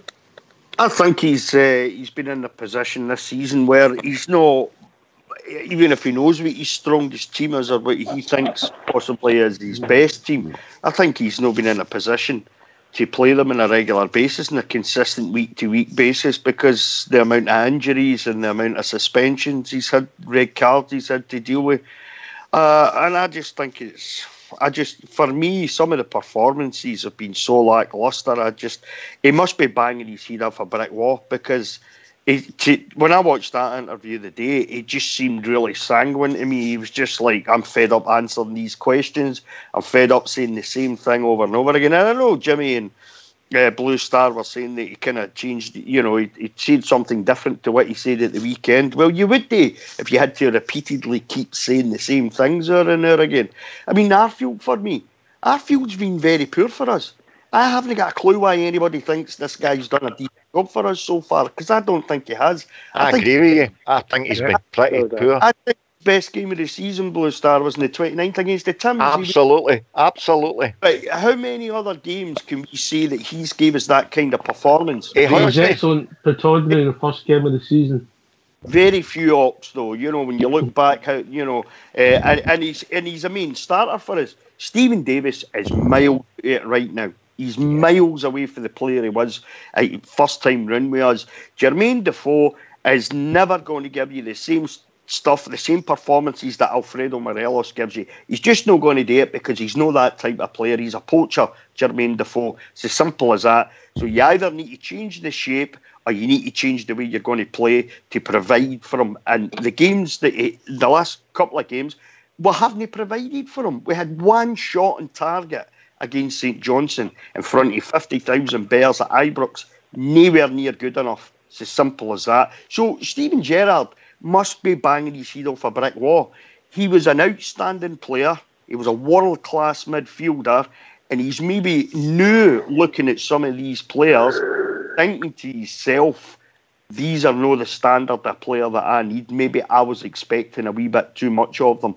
That's possibly what he's now thinking. If that's the case, he's got to try and rectify that in the summertime. He really had.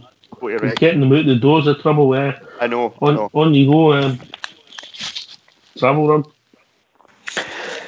I would just like him to be a man of his word, but he's saying that if people aren't performing or no listening to him, then they're out. So I want to see him making some changes tomorrow.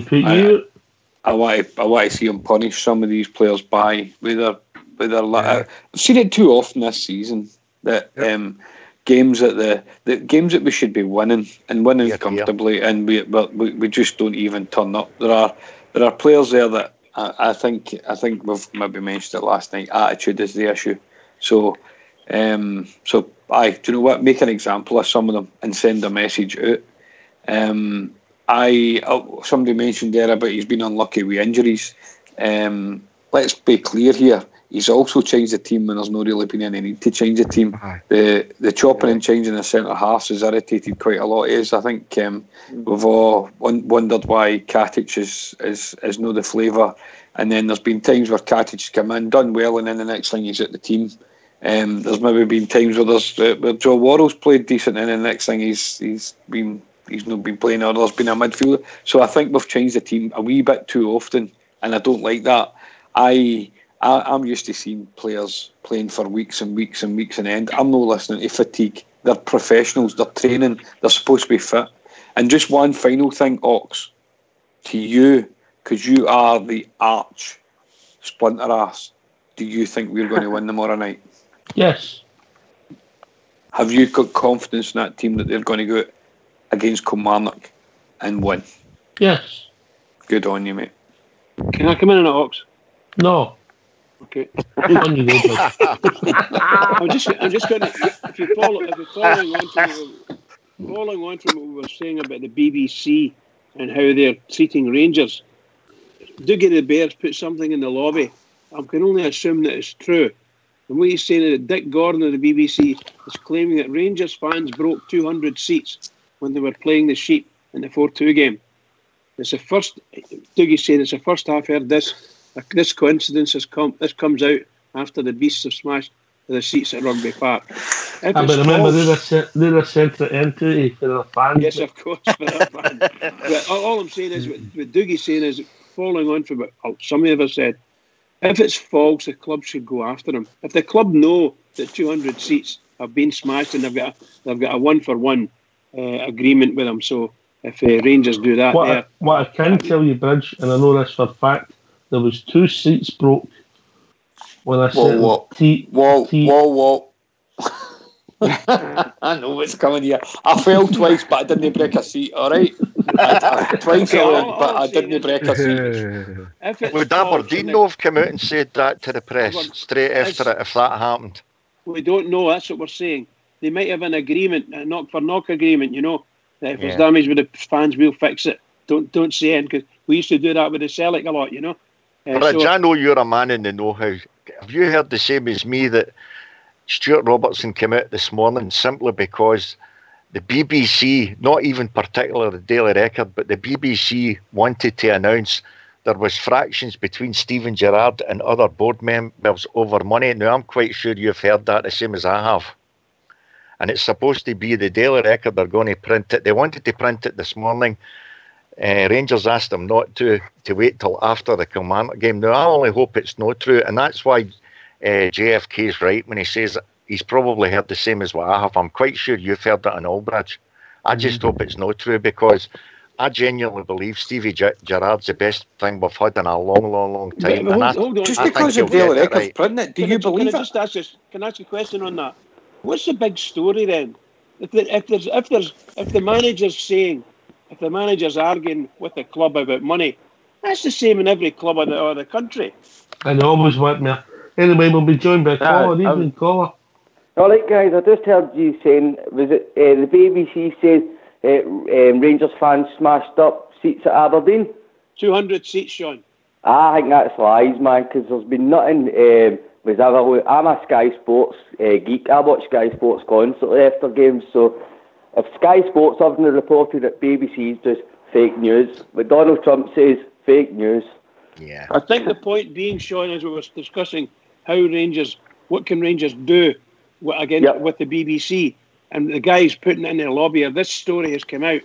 I don't know how true the story is, so we just don't know. The reporter will say a source close to Aberdeen told me. There you go. So if it's true, that's one way the Rangers could take Aberdeen, whomever, or the BBC, because the guy works for the BBC. They don't necessarily take the BBC to court. Take him to court for false reporting. Is that how we all just boycott this new channel? Well, and it'll just collapse like STV Glasgow. It only lasts about 2 years. That's a good possibility. John's got a point there. Come on, guys. Still game starts on Sunday. On the new channel. There's always Netflix. No, I'm only kidding. All you have to do is look in the mirror, JFK. Yeah, look, Jimmy. Right, that's it. That's me. I was actually going to give you some of my colo cues. You're getting nothing now. All right, mate, I'm sorry. On you go, Sean. What you saying, Sean? I says there's always Netflix, there's YouTube. You can get still game on that. We might wait a wee bit longer for the new one, but you'll eventually get it. Okay, what you have to do is look for the night out with Fox. Right, see tomorrow. We better win. Sean, do you think we're going out there to win tomorrow? Well, we just have to be. I'm asking you, do you genuinely believe our team's good enough to win tomorrow? No.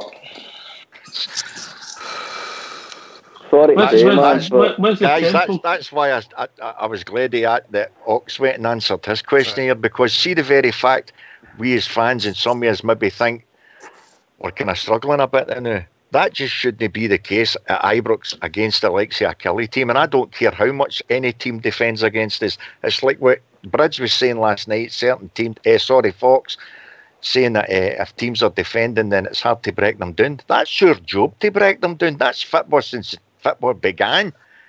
We're supposed to be better than them. I think we're in for a long night tomorrow night. I can see it going to extra time and penalties. Oh. I hope not. I'm like yourself, Blue Star. I can't. No, it's hard as it is to say it. You know, even the team that I've picked. You know, are they good enough for tomorrow against Kilmarnock? Nah, it's something that at the boatman says. Nah, I'm not too sure it's going to happen. But I'm going for a long night, guys. And do you know who we need to watch tomorrow? Don't say it.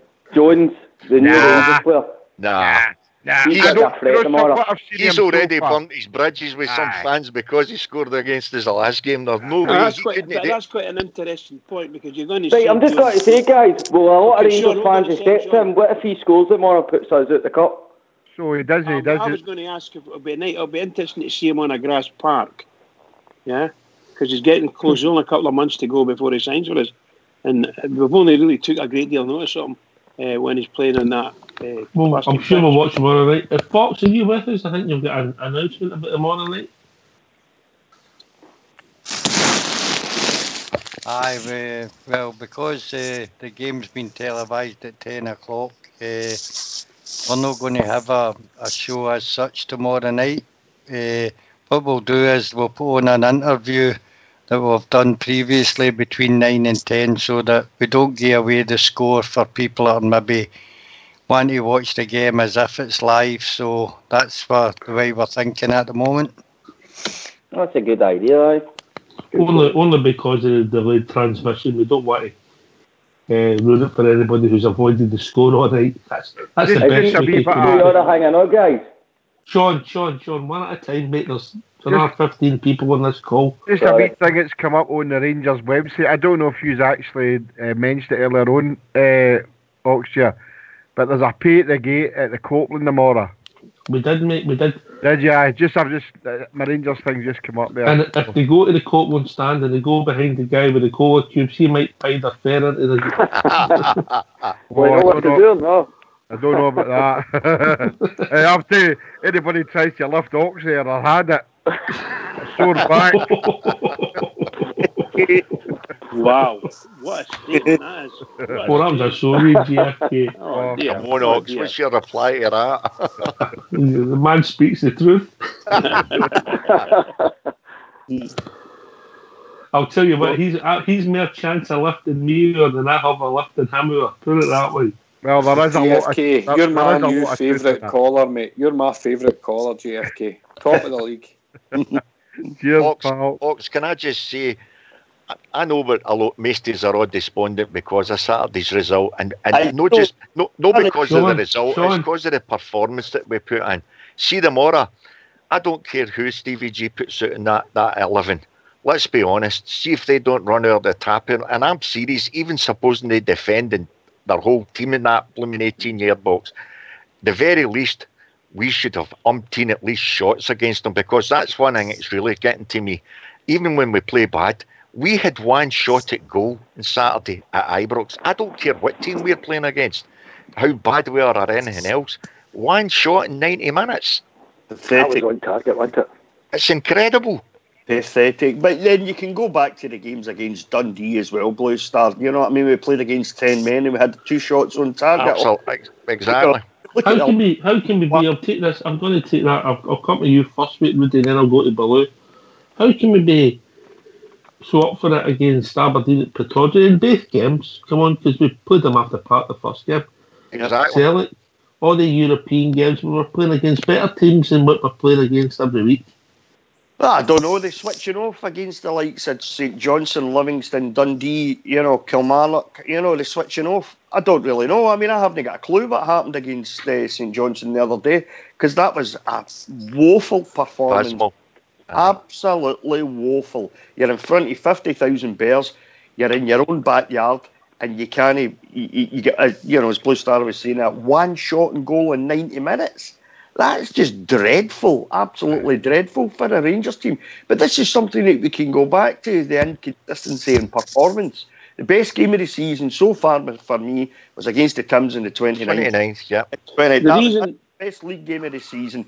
But then you can go back to the games against, as I say, Dundee, Livingston. I think Livingston was the worst performance of the season up until the weekend there. But you think it was done against Dundee Hawks because Dundee were down to 10 men.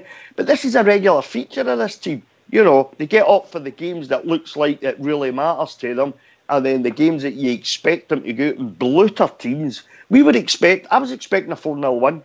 3-4-0 win easily against St Johnstone, because they haven't been gone great guns recently. So I was expecting a 3 or 4-0 win at the weekend there, comfortable, 3 points in the bag, and we've ended up with a pathetic performance, one shot on goal, and 8 points behind the Tims. Dreadful. I get it, everybody. What's wrong, Baloo? Come on, tell me. You're a wise man. I wish I was wise enough. I'm like everybody else. You look at it and you say, 13 shots at goal, 1 on target. How can that be? I mean, all these boys are well paid, and all these boys are, running fit every single week. They must be able to do better than that. So it must be possibly. It seems to be the attitude, but I don't know how he can fix that on at half time. I don't know how he can get somebody up against the wall. He said in his interview enough he doesn't like shouting at the players of this. So he's obviously seen it in the past. It doesn't work for him. So whatever it is he's doing or whatever it is he's trying, it doesn't seem to be working. But he's got to find the key, because you can't send out a team in front of 50,000 fans at Ibrox and have 12 shots missing the target out of 13 shots. So you kind of put your finger on it either? No, I really can't. I don't understand it. That's a frustrating thing. Brian, you're trying to get in there, mate. What's your thoughts? Mute. Brian, I was just getting off mute there. My big worry is Stephen G's complaining about the players. My worry is he walks. I don't think he's a quitter, but no. I know he's not a quitter, but no, he's only new. I was just listening to what you were saying there about the money and all that. Ox, can I come in there? See the very fact, I don't know about the rest of you, I know JFK felt it, and I think you did an Ox, because you can tell with your tone of your voice. See, after hearing that interview tonight, I don't know, that's the first time since he took that job, I can honestly say, he definitely didn't sound right at all. No. He definitely didn't. No. He's never come out like that since he's took the job on. Never. I don't know, what about the team's performance at the weekend? Would that not be enough to make you turn up there like, whether he's raging, angry, disappointed? He shouldn't be going in there all chipper and singing away. No, I get that. But at the same time, he was talking. They're asking him questions on tomorrow night's game. See the very fact, he's not a stupid guy. That's one thing he's no, he's an intelligent guy. The very fact he totally twisted that by saying what he came out and said on Saturday, I think that's a big telling point. Honestly, I do. I hope I'm wrong. Plus the fact is his family's still down in Liverpool. He's up here himself. I just think true, because I've seen pictures of his family in his flat in Glasgow, so he's been putting pictures on Instagram of his family up here, so that's not true. It's part of the city. I mean, I didn't find it's part of the city. So can we just get away from the hysteria about whether the manager's going to walk, leave, there's falling out? Yeah. There's been a bad result, right? And this is the whole point of him being a young manager and learning. He's going to have hurdles like this. He's going to have to get out of the tap. We can't. Absolutely. And do you know what? We've already spoke about the people at the BBC and the Daily Record. We don't buy these papers. We don't watch their channels because they just write garbage about us. And now they can see we're weak, so they're all pouncing on it with shite stories. And we're actually helping it by coming on here and saying, "Oh, what about this and what about that? He's going to leave. He's going to do this." Let's get behind him then. Oxchair. And last night I was very critical of them, but today I'm another 24 hours down the line, closer to a game tomorrow night. We need to support our team. Do you know what I mean? You're the man for supporting them. You're telling us so. I'm not criticising you, mate. But all I'm saying is, we maybe just need to gather a circle in here and just fight them off. I totally agree with you. You know, I agree with what Blue Star says here. I just saw his interview on Saturday. He looked awful agitated. First I've seen him like that. There's understandably because the team played poor. And I would have loved to. Hey, Jimmy, I would have loved to interview you after Saturday. Yeah, I mean, you wouldn't have been. Of course, I totally agree with you. You know, You wouldn't have been sharing cola cubes. And like yourself, you know, I'm a great believer. I support them ever more, you know. But I'd just like to, before we close for the night, to get to take on you guys' teams out there. I'll give you my team. What kind of changes you think the manager will make? If there's no show tomorrow, I'll give you my quick team quickly. It would be, I would give Fodge another goal, yeah, because it's a cup game, and I think that would have happened. I would go with Tav, Andy Halliday, Katic, Goldson, McCrory, Arfield if he's fit, Stephen Davis on the right, Kent on the left, Morelos through the middle, and one man midfielder. Koulibaly. No, maybe give an American boy again. There you go. But that's for a bit me, of for gamble. me, I don't see for a minute that he'll drop Goldson. I think Goldson's a guarantee, especially after what he said today. I think he's a gimme. Golson. I mean, I had Golson. It was. Did I say Worrell? Did I? Yeah. No, you said Katic. Katic. You said Chucks. Katic and Golson. I meant to play. Aye.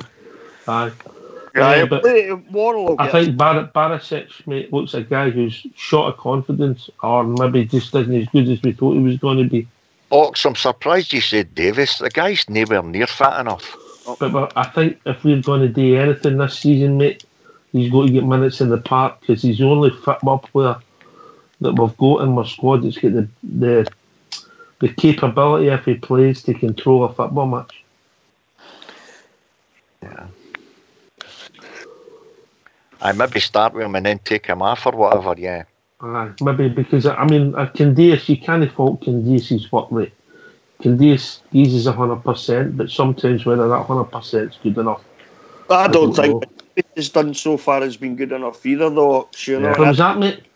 I don't think what Davis has done. Oh, I'm not saying that Davis has kicked a ball yet. I'm not saying he has, mate. Well, that's why you stay there. I play Candice tomorrow, I'm afraid. And I know, you know, he's been kind of poor, but his work rate is way better than Davis is. You know, I mean, Davis is just nowhere near match fit. And to play him in a cup game, you know, against Kelly, we know what Kelly are like. We know how they're going to set up. We know how they're going to play. And if you're talking about the Davis for 6 years ago, aye. If you're talking about the Davis now, no, for me. I don't start with him. I'd sit him on the bench. And if you're looking for something maybe in the last 20 minutes of the game, aye, fair enough. Yeah. I wouldn't start with.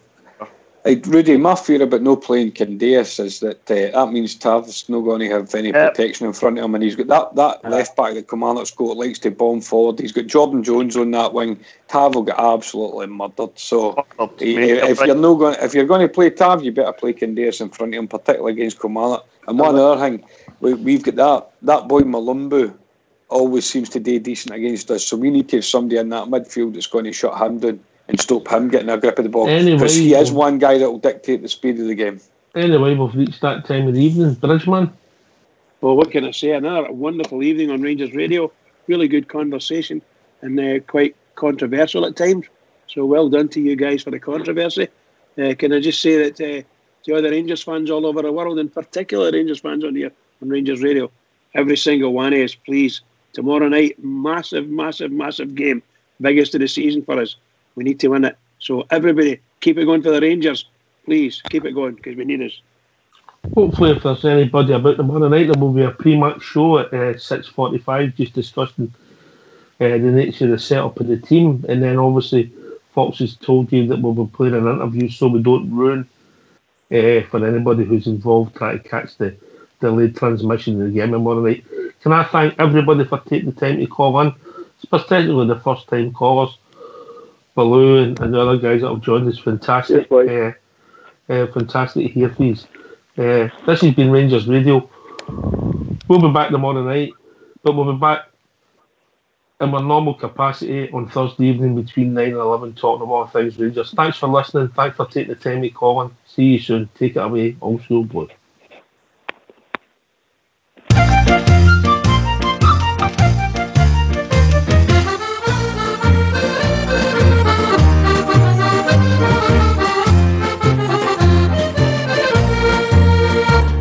Now there's a pub in Green Street where all good proddies you will meet. So come down here and together we'll have a jar. A welcome there you will receive, so good that you won't want to leave. A fine wee pub is Saltcoats Mermaid Bar. You'll hear the sash and Derry's walls, just like in your own wee orange halls. The banter here you will enjoy, as long as you're a proddy boy. A good time in the Mermaid is had by one and all.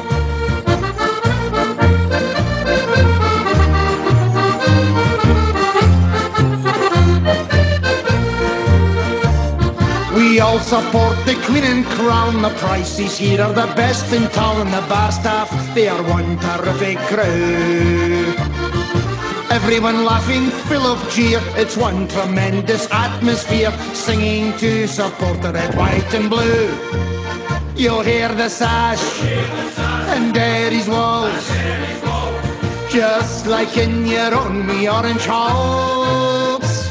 The banter here you will enjoy, as long as you're a proddy boy. A good time in the Mermaid is had by one and all.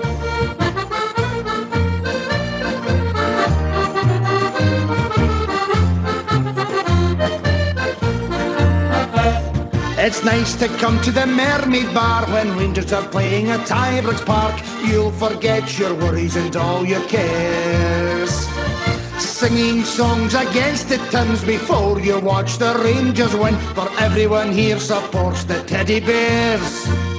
You'll hear the sash and Derry's walls, just like in your own wee orange halls.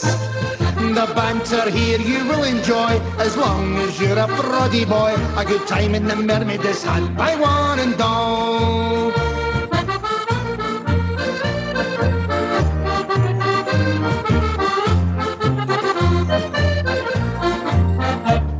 If you are up from Belfast town, Tyrone, Fermanagh or County Down, Armagh, Antrim or London, Derry shores, the Mermaid is the place for you, so come and have a drink or two. Next time in Saltcoats you'll want to come back for more.